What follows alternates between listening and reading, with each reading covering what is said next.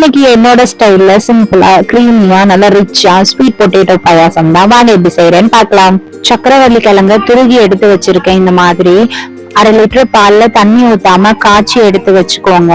ஒரு பேன்ல 2 table spoon நெய் ஊத்தி முந்திரி பருப்பையும் திராட்சையும் தேவையான அளவு எடுத்து பொன்னிறமா வறுத்து எடுத்து வச்சுக்கோங்க. அதே துருகி எடுத்து வச்சிருக்க சக்கரவள்ளி கிழங்கு அதே நெய்ல சேர்த்து கொஞ்சம் 1-2 நிமிஷம் பொன்னிறமா நல்லா வதக்கிக்கோங்க. நெய் வாசம் அதுல வர மாதிரி நல்லா வதங்கிட்டு இருக்கும் பொழுதே நம்ம காய்ச்சி எடுத்து வச்சிருக்க 1/2 லிட்டர் பாலை இதோட சேர்த்து 1-2 நிமிஷம் நல்லா கொதிக்க விடுங்க. நான் இதுக்கு சக்கரை தான் 3 டேபிள் ஸ்பூன் சேர்த்திருக்கேன். நீங்க நாட்டு சக்கரை, கருப்பட்டி எது வேணா, வெள்ளம் எது வேணா சேர்த்துக்கலாம்.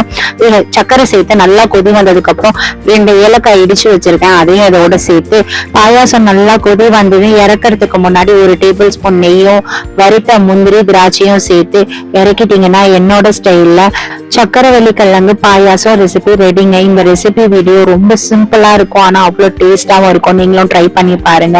இன்னொரு வீடியோல பாக்குறேன்.